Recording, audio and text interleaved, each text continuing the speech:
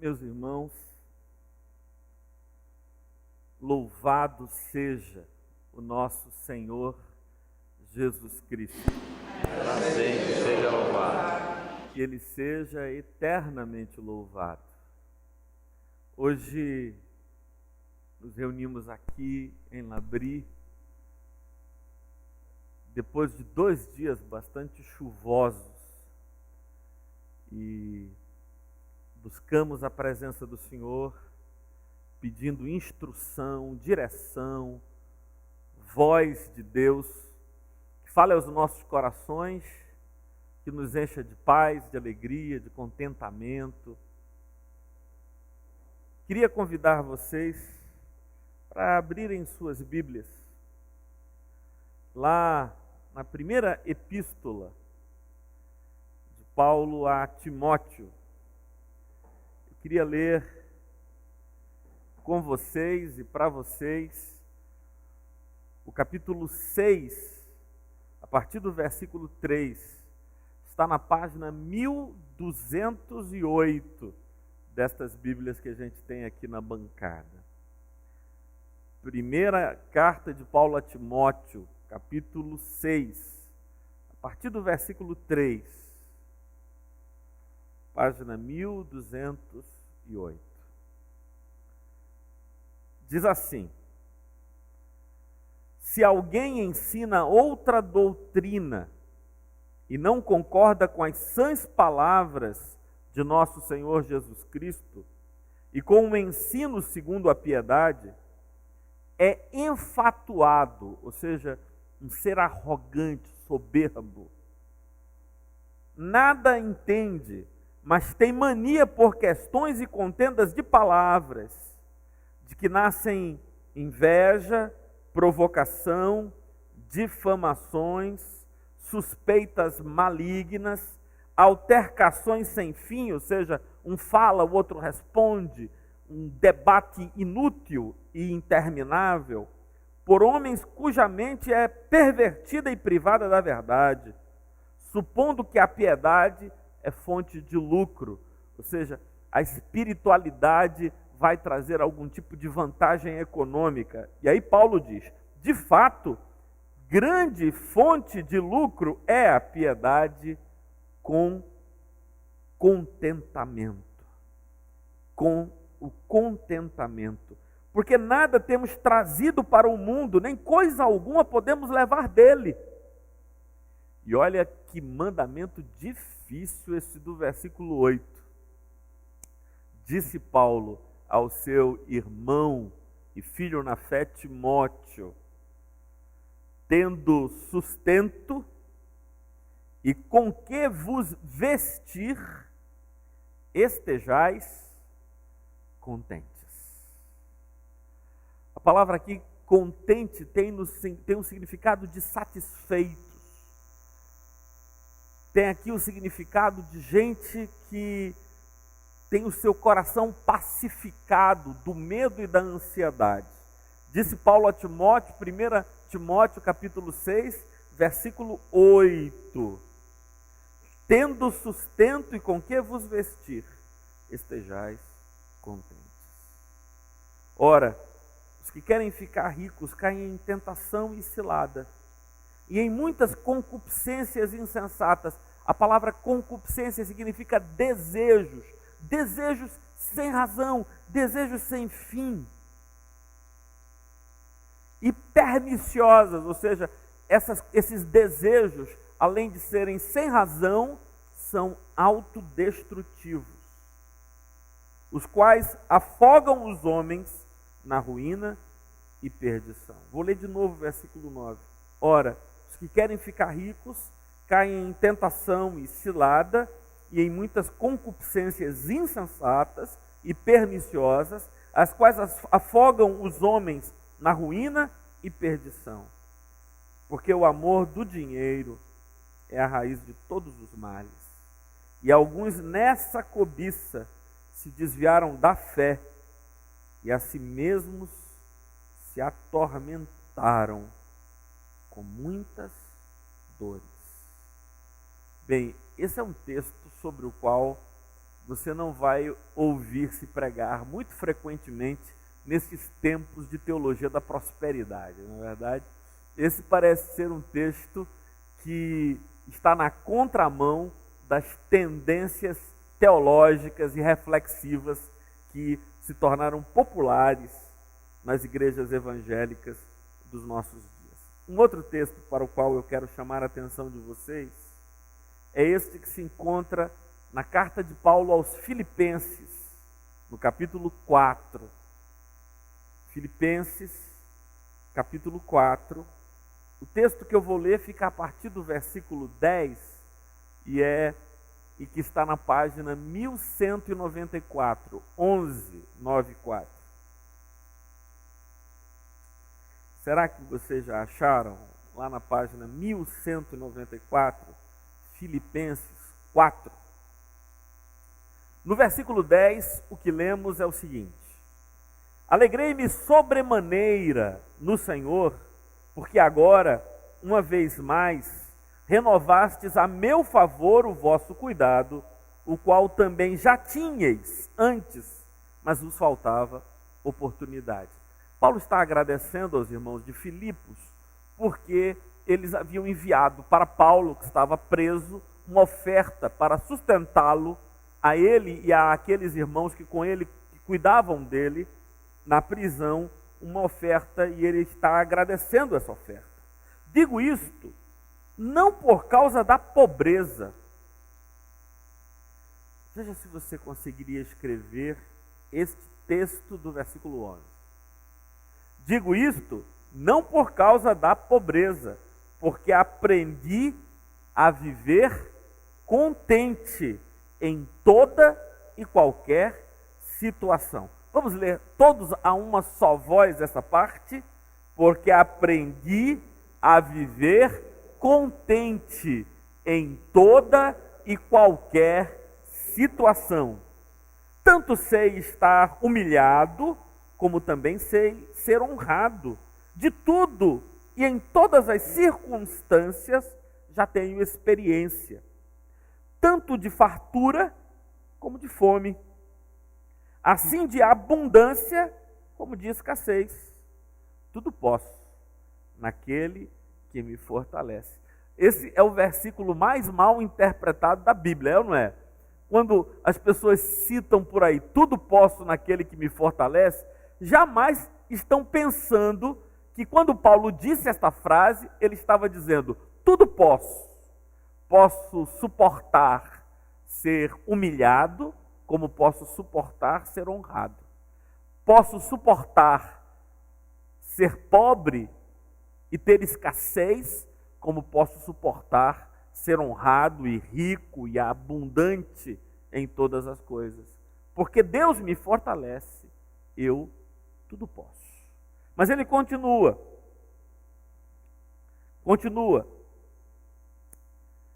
Essa expressão dele, versículo 14.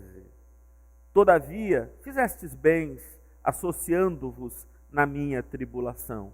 E sabeis também vós, ó Filipenses, que no início do Evangelho, quando parti da Macedônia, nenhuma igreja se associou comigo no tocante a dar e receber, senão unicamente vós outros. Porque até para Tessalônica mandastes não somente uma vez, mas duas, o bastante para as minhas necessidades. Não que eu procure o donativo, mas o que realmente me interessa é o fruto que aumente o vosso crédito. Recebi tudo e tenho abundância, estou suprido desde que Epafrodito me passou às mãos o que me veio de vossa parte, como aroma suave, como sacrifício aceitável e aprazível a Deus. E o meu Deus, segundo a sua riqueza em glória, há de suprir em Cristo Jesus cada uma de vossas necessidades. Vamos ler o versículo 19 juntos? E o meu Deus, segundo a sua riqueza em glória, há de suprir em Cristo Jesus cada uma de vossas necessidades. Ora, a nosso Deus e Pai seja a glória pelos séculos dos séculos. Amém. Hoje eu quero lhes falar sobre um tema que me parece extremamente relevante, que é o caminho do contentamento. O caminho da vida contente. Algumas pessoas imaginam de modo equivocado que as grandes questões da filosofia são quem eu sou, de onde eu vim, para onde eu vou, o que é que eu estou fazendo aqui. Mas é um engano. Estas não são as grandes questões da filosofia. Quais são, então, as questões que marcam a história da filosofia, a inquietação do pensamento humano, desde os gregos antigos até os filósofos contemporâneos? Há uma só pergunta, que é a seguinte: o que eu posso fazer para ser feliz? O que eu posso fazer? Qual o caminho que pode me levar à felicidade? Essa questão, que encontra inúmeras respostas na história do pensamento humano, que já estavam presentes em filósofos como Epicuro, que defendia a ideia que o caminho para a felicidade era buscar o prazer, buscar a alegria, evitar a dor, tudo aquilo que causa desconforto ou sofrimento deve ser evitado, pensar ou conviver com isso, e deve-se priorizar as fontes de contentamento de prazer, esse epicurismo, ou até mesmo os estoicos, que influenciaram tanto a tradição cristã, que diziam que o ser humano está dividido entre o espírito e o corpo é mau, eu devo sacrificar o corpo para elevar o meu espírito, renegando e renunciando todos os desejos do corpo, para assim ter uma elevação espiritual. Sim, os gregos antigos tinham essas perguntas, mas no Novo Testamento, quando nós encontramos um jovem procurando Jesus e perguntando: mestre, que farei de bom para herdar a vida eterna? A pergunta ali é também uma pergunta acerca da felicidade, porque quando se fala de vida eterna no Novo Testamento, não se está pensando numa vida que transcende os portais da morte. O que o jovem quer é uma vida plena, uma vida aeterna, uma vida que não tem os limites, os contingenciamentos daqui. Durante toda a história, nós buscamos a felicidade. E hoje em dia, nos nossos dias, então, é que essa busca se tornou desenfreada, essa busca se tornou tal e tão intensa que as pessoas, para buscar a felicidade pessoal, sacrificam tudo. E vivemos como no mito grego de Sísifo. Sísifo é um semideus grego que tentou matar o seu irmão, e porque tentou matar o seu irmão, foi condenado por Apolo a fazer uma tarefa todos os dias. Sísifo tinha que empurrar uma pesada pedra morro acima. E ele passava o dia todo empurrando a pedra morro acima. E o sol estava para se pôr, e ele estava a poucos metros de colocar a pedra lá no topo, como era seu objetivo. A pedra lhe escorrega das mãos e rola até embaixo, e ele vai lá buscar a pedra e empurrá-la de novo morro acima. Isto por toda a eternidade. Nós somos os novos Sísifos, esses seres procurando, se esforçando para alcançar a felicidade, e quando a gente imagina, eu cheguei, estou quase lá, falta pouco, brrr, lá vem a pedra morro abaixo, a gente põe a mão na cintura, faz pose de xícara, Naim, e diz: começar tudo de novo. E lá vai essa busca humana. Me parece muito, Solange, aquelas figuras que a gente via quando era criança, nos desenhos animados, Ivan, de que tem um burrinho com uma haste presa nas costas e diante dele um cacho de cenouras. E o burrinho olha para as cenouras e vai caminhando à procura das cenouras para comer a cenoura, mas à medida que ele caminha a cenoura também, de tal maneira que aquilo está sempre à disposição dele no metro seguinte, mas a cada passo que ele dá, aquilo novamente se distancia dele e se afasta dele. As pessoas imaginam que serão felizes se passarem no concurso público e finalmente tiverem o emprego dos sonhos. Estava conversando com Maninha, com Paulão, com Rubens há pouco, sobre essa coisa de querer entrar numa universidade pública que não dependa dos humores das pessoas e você se sente seguro. Se eu conseguir isso, então eu estarei feliz e satisfeito para o resto da minha vida. Outras pessoas dizem não. Olha, sabe quando é que eu vou ser feliz? Eu vou ser feliz quando eu encontrar um homem que me compreenda, um homem que seja cortês, que me abra a porta, que me chame de meu amor pela manhã.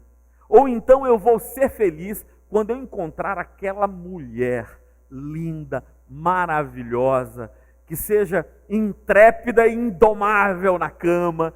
Quando eu encontrar essa mulher, aí sim eu vou ter alcançado todos os meus sonhos e realizado os meus desejos. Serei feliz.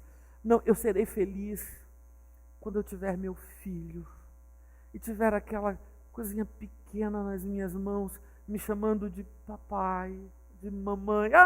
Então eu vou ser feliz. E as pessoas sempre postergam a sua felicidade porque projetam a sua felicidade em algo que elas não têm. E elas acreditam piamente de que em tendo, em sendo, em alcançando aquilo que elas almejam, que está 1 metro à frente, que está logo ali, e que eu sei que vou alcançar, e eu luto para alcançar, então eu serei feliz. Deixa eu dar uma má notícia.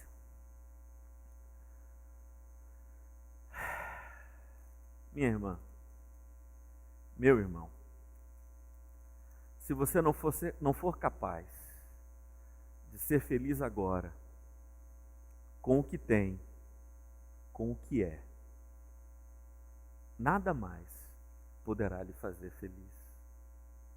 Porque a felicidade não é uma realização que produzimos deste ou daquele modo, mas é uma forma de relação com o que eu sou e com o que eu tenho. A felicidade é um nível de sintonia que eu desenvolvo com quem eu sou e com aquilo que eu tenho, que pode efetivamente ser alcançado por qualquer um de nós, seja lá em que situação nos encontrarmos, apesar das enfermidades, apesar das perdas, apesar das dificuldades nas quais nós passamos. Eu vou dar aqui 2 exemplos para mim que revelam bem a ideia de contentamento. De contentamento. Eu me lembro que quando eu era criança e meu pai chegava às vezes em casa do trabalho, 9 horas da noite, depois de ter batalhado muito na rua e tal, e ali ele fez um negócio bom. Aí ele parava numa churrascaria, comprava um galeto completo. Um galeto completo. Aí chegava em casa, aquela hora, ninguém esperava mais, né, que ele trouxesse nada, esperávamos apenas que ele chegasse seguro e saudável em casa. E aí ele chegava e dizia: Lúcia, olha aqui, trouxe esse galeto, eu estou sentindo o cheiro. Agora, aquele pacote assim embrulhado, com cordão amarrando, aquele pacote daquele papel vermelho ou azul e tal, e manhã então dispunha os pratos na mesa, os talheres, e quando abria aquele pacote, dentro daquele papel manteiga, o cheiro do galeto subia, aquela farofa, eu não vou entrar em detalhes, porque vocês podem estar com fome. E então Dona Lúcia dividia o galeto como só mães sabem dividir, não é verdade? Para aqueles 4 filhos que ela tinha e tal, dividir aquilo e comer aquilo aquela hora da noite sem esperar. E que coisa maravilhosa! Contentamento é essa experiência de provar a vida com prazer e alegria, sem pensar no que eu poderia ter e não tenho, onde eu poderia estar e não estou, com quem eu poderia estar, mas agora não se faz presente aqui. Contentamento é essa capacidade de olhar para a vida tal como ela é e prová-la com alegria, gratidão no coração e plena satisfação. Pois, Paulão, eu posso lhe dizer que o indivíduo pode ter na mesa o melhor prato, pode ter ali os patês, pode ter ali lagosta, pode ter ali todos os tipos de iguarias, e olhar ali para aquele prato e dizer: poxa vida, eu de fato queria, mas queria daquela outra marca, só encontrei desta. Eu gosto mais desse caviar. Esse aqui que está aqui não é o que eu gosto mais. Quem dera fosse o caviar daquela outra fábrica, que é muito melhor do que este. Aí o camarada come sem alegria, porque ele apenas se entrete com aquilo que está presente, enquanto sofre a ausência do que não está ali. A maioria das pessoas, Heloísa, não consegue sentir plenamente o coração feliz com quem é, com quem está e com o que tem, porque carrega na alma a sombra fantasmagórica da coisa ausente, do ser ausente, e nem consegue colocar na boca de Djalma a vida, e já resmunga: um dia eu vou chegar lá. Ora, quem diz que um dia vai chegar lá não está em lugar nenhum. Nunca está em lugar nenhum. Paulo, escrevendo a Timóteo, lá na primeira epístola, ele diz: olha, tem muita gente que acha que a vida com Deus, a vida no relacionamento com Deus é fonte de lucro, fonte de vantagens. E ele diz, e de fato é, fonte de grande vantagem, desde que você aprenda a mais difícil das artes, o contentamento. Sim, a piedade é grande fonte de lucro, desde que ela se faça acompanhar do contentamento. Esse relacionamento com Deus que inspirou Davi ao dizer: porque o Senhor é o meu pastor, nada mais me fará falta. Basta saber que Ele está presente na minha vida, e essa consciência da presença dEle é tudo quanto eu preciso.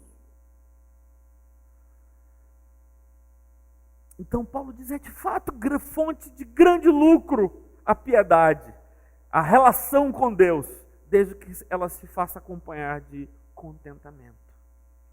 E dá aquela ordem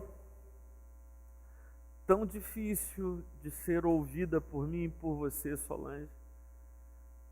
Seu sim.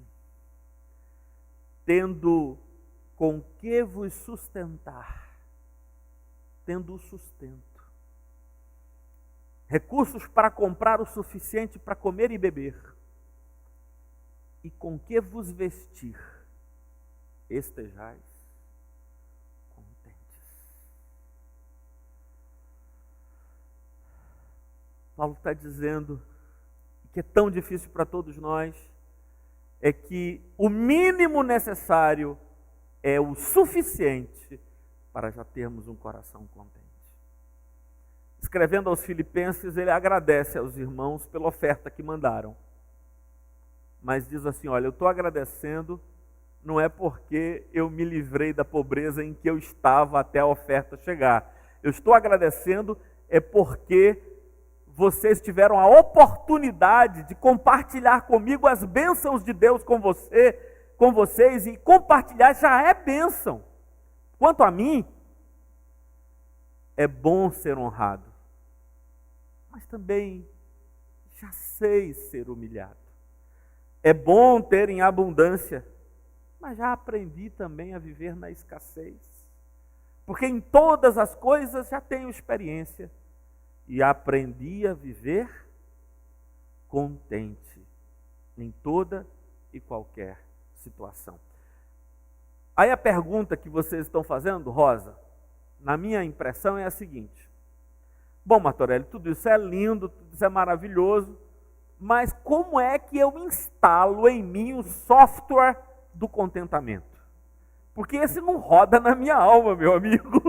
Esse aqui não roda em mim. Eu quero saber como é que instala, onde fica a porta USB da minha alma para eu plugar, e eu quero que rode em mim o software do contentamento, porque o que eu aprendi nesse mundo, o que eu aprendi na vida, o que tem sido a minha jornada até aqui, é lutar para ser feliz, e essa vida de Sísifo, se esforçando, não é, para alcançar o inalcançável, e todo dia, mas a vida é assim mesmo, não é? Então, deixa eu falar para vocês, qual é o caminho do contentamento? Em primeiro lugar, acredite que tudo quanto é necessário, Deus já lhe deu e está agora com você. Bem, não, eu não falei, eu disse tudo. Tudo quanto lhe é necessário, Deus já lhe deu e está com você. Jesus nos ensinou isso, dizendo: por que andais ansiosos quanto ao que comer, ao que beber ou ao que vestir? Olhem para as aves dos céus, não semeiam, não colhem, nem ajuntam em celeiros, contudo o vosso Pai Celeste deu a elas e dá a elas todos os dias tudo quanto lhes é necessário, mas dá só o que é necessário. Deus não dá às aves para que as aves estoquem. Deus dá às aves o que lhes é necessário. Jesus nos mandou olhar para as aves. Jesus nos mandou olhar para os lírios do campo, que não costuram, não tecem, mas estão vestidos, todos os lírios, do que é necessário. Esse é o primeiro passo, Sueli, é um passo de fé. Tudo quanto eu não sou, tudo quanto eu não tenho, isto não me é necessário. O que você precisa, tudo quanto você precisa, de fato e de verdade, você é e você tem. Até aquela dor de cabeça, mãe. Ela está, e até ela me é necessária neste momento. Não quero viver com ela para o resto da vida. Se eu puder, superarei a dor de cabeça. Mas se eu tentar, Eliane, fugir daquilo que está em mim agora, sonhando com o que poderia ser, mas não é, esta uma fuga da realidade que põe num ponto distante de mim a minha felicidade. E assim vivem a maioria das pessoas.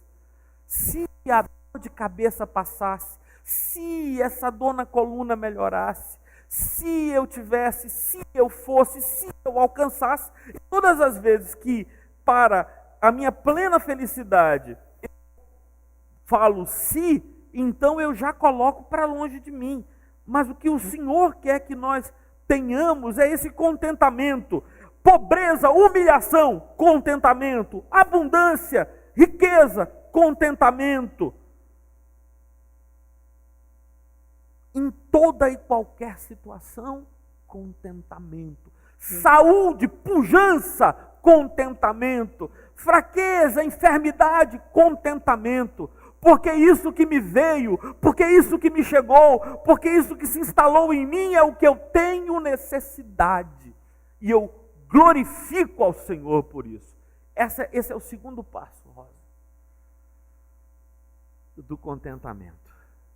É uma atitude gratulatória, uma atitude de gratidão. Eu não apenas tenho tudo quanto me é necessário, eu não apenas sou aquilo que eu preciso ser agora, mas isso que tenho e isso que sou, devo a Deus e rendo-lhe glórias. Na vida, Ivan, a gente tem que fazer umas escolhas.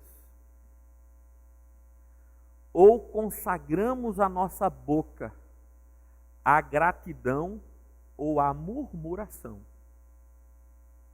Ninguém consegue rachar a boca no meio e dizer, essa extremidade agradece e essa murmura. Consegue fazer isso? Não. Ou a boca glorifica, louva e exalta a Deus, ou a boca faz o quê? Murmura, lamenta, amaldiçoa, destila inveja. É o camarada que fica dizendo, ah, rapaz, como eu queria ser feito fulano. Fulano é que é feliz. Agora, não é inveja não, é uma inveja santa. É uma inveja santa que queima no inferno, né? Essa inveja, uma inveja santa que queima no inferno. Não é inveja não, é uma admiração intensa. Meu amigo, se não há lugar na sua vida para ser grato a Deus pelo que Ele lhe deu, por aquilo que a gente chama, Daniel, de presente. Daniel, guarda essa. Eu construí uma frase com a palavra presente em 3 acepções diferentes. É uma frase só que repete a palavra presente em 3 acepções diferentes. Se liga nela. Ela diz assim: o presente é um presente de um Deus presente. Vou repetir. O presente é um presente de um Deus presente. Só que essa frase precisa de uma complementação. A Ele toda a glória. Porque se o presente é uma dádiva, um presente de Deus que está presente, o que é que eu devo fazer? Agradecer. Quando nós éramos pequenos, o que é que você ensinou a seus filhos, seu Si? Você ensinou a seus filhos. Toda vez que Silvinho recebia um presente de alguém, aí você olhava para ele e dizia, o que é que se diz? Não é assim que a gente educa os filhos?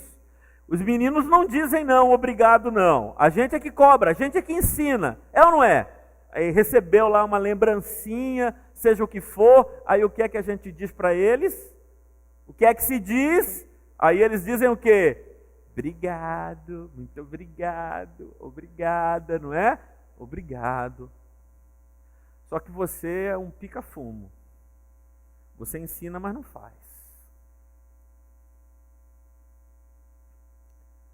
Porque todo dia de manhã você recebe um presente. Ou não? Todo dia de manhã Deus te dá um presente. Às vezes as manhãs são chuvosas, como a de hoje, que dá vontade de você ficar mais um tempinho na cama. Mas aquele presente que às vezes vem chuvoso, às vezes vem ensolarado, às vezes vem dia claro, às vezes não, são dádivas do Senhor.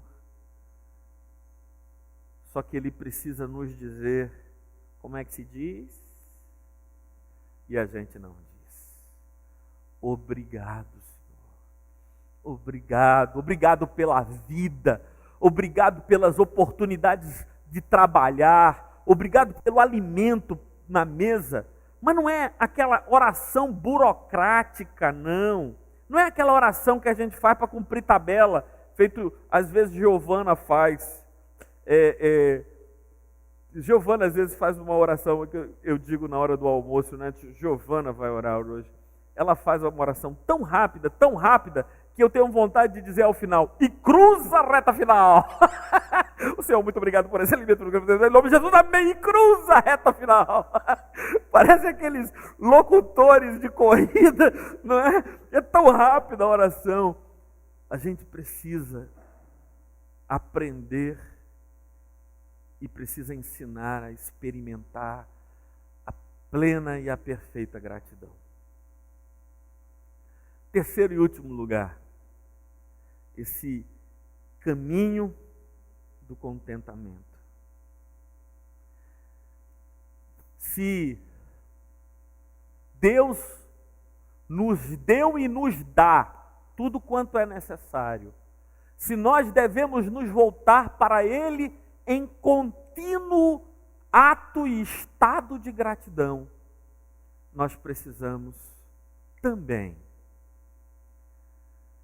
nos libertar dos pesos do passado e dos medos do futuro. Porque quem carrega consigo os fardos e os pesos do passado não consegue evoluir na vida, e quem continuamente aninha em si os medos do futuro faz aquilo que nós achamos tão feio, não é? O que Deus nos deu foi o presente. A gente abre o presente, já ignora aquilo que acabamos de receber e nos voltamos para este outro lugar, este outro momento, que não é agora, e permitimos que ele nos ocupe. Tem uma palavra em língua portuguesa que é extremamente elucidativa, é a palavra ressentimento. Você sabe o que é ressentimento?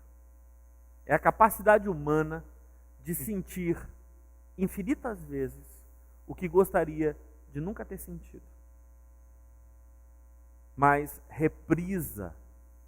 E o indivíduo fica agrilhoado, preso no passado, ignora o presente de Deus agora. E aquele que fica preocupado, quer seja ansiosamente, quer seja cobiçosamente com o futuro, também ignora o presente. Aí você está me perguntando, Naim, a questão que lhe ocupa agora é a seguinte: espera aí, Martorelli, você está falando que é para viver o presente, carpe diem, aquela história toda de experimentar o presente? Quer dizer que a gente não tem que fazer previdência privada, não tem que pagar o INSS, não tem que procurar ter a casa própria, não tem que buscar se qualificar para um emprego melhor? Não estou dizendo nada disso, você tem que fazer tudo isso. Mas como um passo bom e necessário hoje. Você escolheu o melhor banco do mundo para fazer a sua previdência privada. Ele não pode quebrar? Pode. Então, você não está fazendo isso hoje, você não está fazendo isso agora, porque isso vai lhe garantir o futuro. Não, você está fazendo isso hoje, está fazendo isso agora, porque é a melhor e mais prudente coisa para fazer hoje e agora. Eu estou matriculado nesse outro curso que ampliará minhas perspectivas profissionais, não porque quando eu me formar e concluir o curso e receber o diploma, eu finalmente receberei o emprego e a oportunidade da minha vida. Não, eu não sei nada acerca do futuro. Não estou aqui para profetizar nem para adivinhar o futuro. Hoje é a coisa mais sensata a fazer, é assistir aula, é ir lá e estudar. Hoje é a coisa mais sensata a fazer. Não porque eu tenha qualquer certeza ou fundamento para adivinhar o futuro, mas tão somente porque eu preciso aproveitar bem o dia que se chama hoje. Meu desejo a todos vocês que estão em Labri nessa noite e aqueles que vão nos escutar no YouTube daqui a pouco, é que a gente aprenda a caminhar na senda do contentamento. E que isso nos traga a coroa da vitória, o laurel da conquista, que se chama paz. Paz. Coração aquietado, alma trazida para dentro de mim, vida cheia de significado e alegria. Vamos ficar de pé, vamos orar. Muitas pessoas me dizem assim: Martorelli, eu sou uma pessoa ansiosa, isso é um defeito meu. Como se a ansiedade fosse feito cor de pele, algo congênito e inevitável. Não, a ansiedade crônica, a ansiedade patológica é um desvio, um desvirtuamento de nossas emoções, é um descontrole de nossas emoções, e isso pode ser mudado. Você sabe qual é o pior castigo para o indivíduo ansioso, para o indivíduo insatisfeito, para o indivíduo que projeta para longe e para além as condições necessárias para a sua felicidade? É que lá dentro ele nunca vai dizer: vocês estão entendendo o que eu quero dizer? Você já fez isso, Djalma? Saboreou aquela bebida na temperatura ideal, com sabor ideal, e depois de prová-la dizer assim: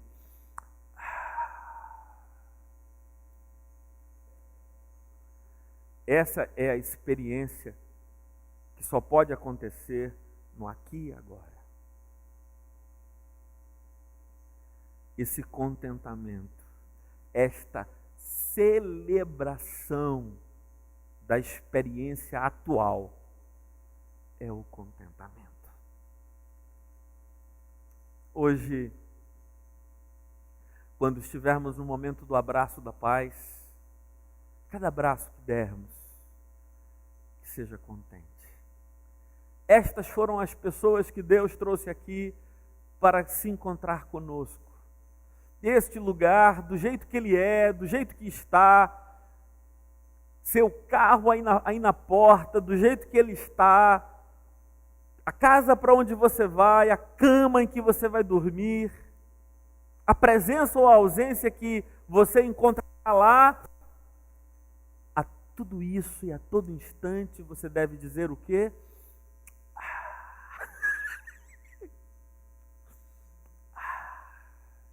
Que maravilha! Toda vez, Silvio Leles, toda vez que lá do seu trono de glória, Deus escuta um... Sabe o que ele faz lá em cima? Também. Toda vez que ele encontra um filho contente, com as suas bênçãos e dádivas, ele também se alegra. Porque para isso fomos feitos. Para amar e sermos amados. Para glorificar a Deus em todas as coisas. E sentir prazer nele todos os dias. Ó Senhor, louvado seja o teu nome. Bendito sejas eternamente. Porque tu és quem és. Podemos nos sentir seguros, porque tu não dormes, nem falhas, podemos ter paz. Assim como é hoje, será eternamente eternamente tudo proverás. Aleluia. Tudo proverás. Glórias ao teu nome. Por isso, muito embora caminhemos no mundo de ciladas e alçapões, passo a passo marchamos felizes, porque é tu que nos guias, és tu que nos conduzes em todo momento e até nos transes agudos, como diz a canção. Bendito seja o teu nome, Senhor, e que desta pequena assembleia, que nesta noite se reúne aqui, muitos louvores tu escutes, muitas canções pacificadas de corações alegres te exaltem. Bendito eternamente seja o teu doce nome. Amém, amém. Vocês podem se assentar, vamos cantar uma canção com o nosso mano Daniel.